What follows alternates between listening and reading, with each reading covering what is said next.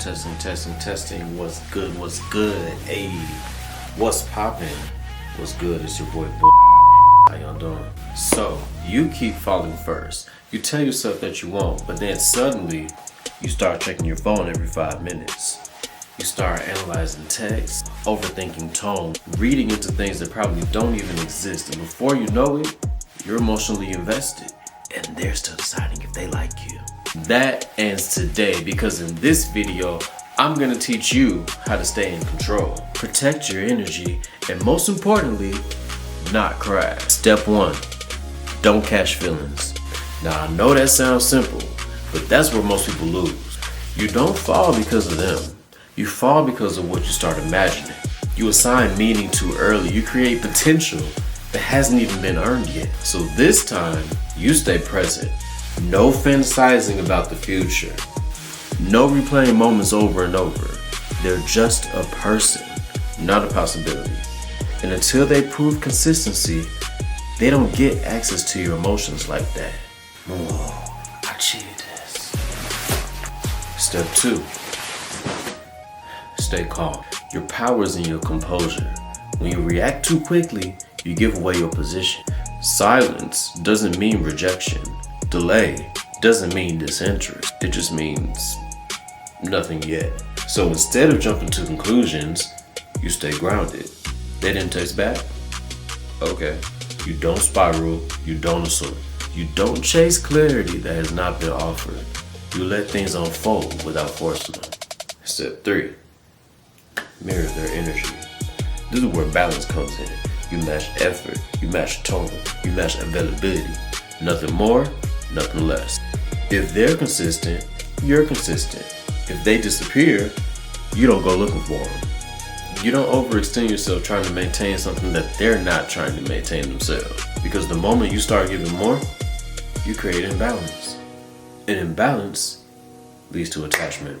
The more space you give your thoughts, the more they start to take over. So, you redirect that energy. You build your routine. You focus on your goals. Go to the gym. Start a new hobby or dive into one you already love. You invest in life outside of them. Because the truth is, if your entire mood depends on one person, then you've already given them too much control. Step 5. Don't overthink. Not every pause is a message. Not every action has a hidden meaning. Sometimes people are just inconsistent. And instead of trying to decode that, you observe it. You take things at face value. If they show up, you acknowledge it. And if they don't, acknowledge that too. But you don't create stories to fill in the gap. It doesn't exist. Step 6. Put the phone down. Constant checking creates false urgency. You start to feel like something is happening even when absolutely nothing is. So you create distance. You remove the impulse. You stop refreshing, checking, waiting. Because if they wanted to reach out, they will. And if they don't, that tells you everything. Step 7. Remember your value. You are not in competition for someone's attention. You are not trying to convince someone to choose you. They either recognize your value or they don't. And if they don't, you don't lower yourself to meet them there. You stay where you are. Step 8. Control the pace. Most people lose control because they move way too fast. They respond too quickly or they get comfortable too early. They give access before it's been earned. You don't do that. You take your time. You let moments breathe. You let silence exist. Because pacing creates tension. And tension is where your power is. If they want more from you, they'll come towards you. You don't move first. Step 9. Detach from the outcome. Most people don't just want a connection. They want a specific result. And when they don't get that, they panic. Between reassurance, consistency, and clarity, everything creates panic. But you don't do that. You let things be what they are. If it works, then it works. And if it doesn't, here we are. You don't hold on to potential. You don't chase confirmation. you remain unaffected. Step 10. Be willing to walk away.